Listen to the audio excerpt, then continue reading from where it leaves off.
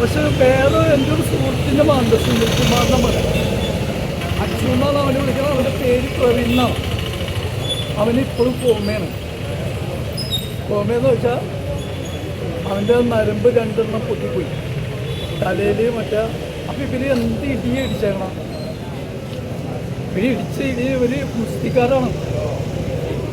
അടുത്ത ഒരു കുഴുവ നിസാം അവന് ഇന്ന് കൊണ്ടുപോയിക്കണം പ്ലാസ്റ്റിക് സർജറിക്ക് വേണ്ടി.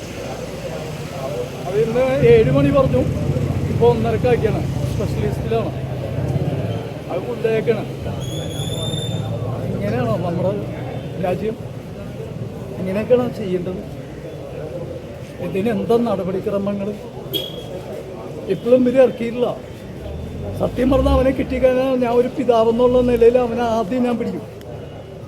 അവനെന്ത് കുസ്തി ആയാലും കുഴപ്പമില്ല എനിക്ക്. കാരണം ഒരു പിതാവിൻ്റെ തീരാ വേദനയാണ്. ഒരു മക്കളെ ചവിട്ടി കൂട്ടണ കാണുന്ന വീഡിയോ, നിങ്ങൾ ആ വീഡിയോ എടുത്ത് നോക്ക്. ഒരടിക്ക് താഴെ വീണേക്കാണ്. ആ വീണെങ്കിൽ ഓക്കെ, കഴിഞ്ഞു.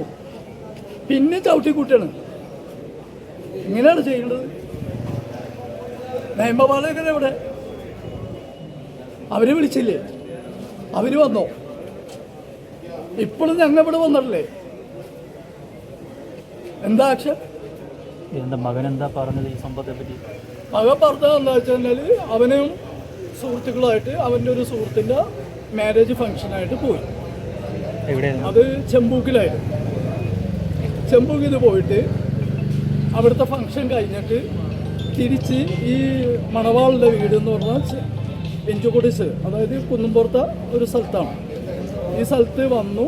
ഇവർ അവരെ കൊണ്ടുപോയിട്ട് ഹാജരാക്കിയിട്ട് നേരെ എഞ്ചുകൊടിസിൽ വന്നു. അവിടെ ഒരു ബർക്കത്ത് എന്ന് പറഞ്ഞ ഒരു ചായക്കടയുണ്ട്.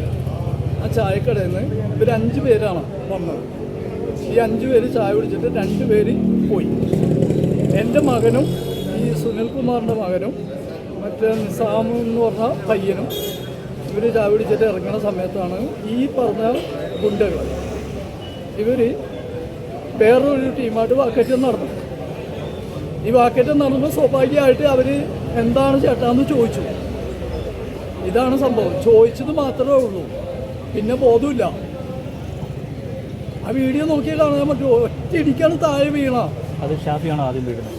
ഷാഫിയുള്ള ആദ്യം വീണത് ഈ സുനിൽകുമാറിൻ്റെ മോനാണ്. അത് കഴിഞ്ഞിട്ട് വീണത് ഷാഫിയാണ്.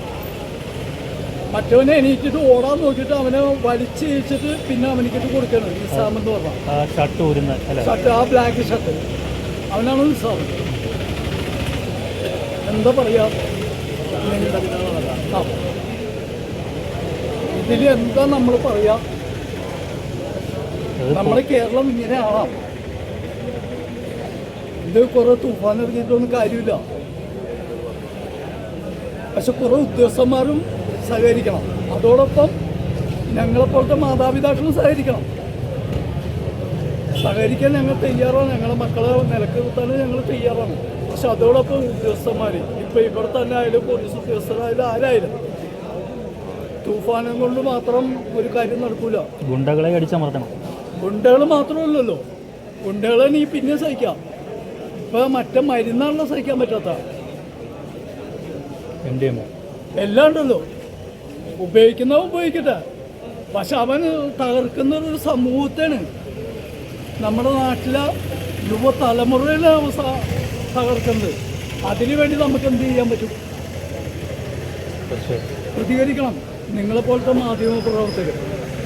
തീർച്ചയായിട്ടും ഒരു പിതാവിൻ്റെ വേദനയാണ് അദ്ദേഹം പറഞ്ഞത്.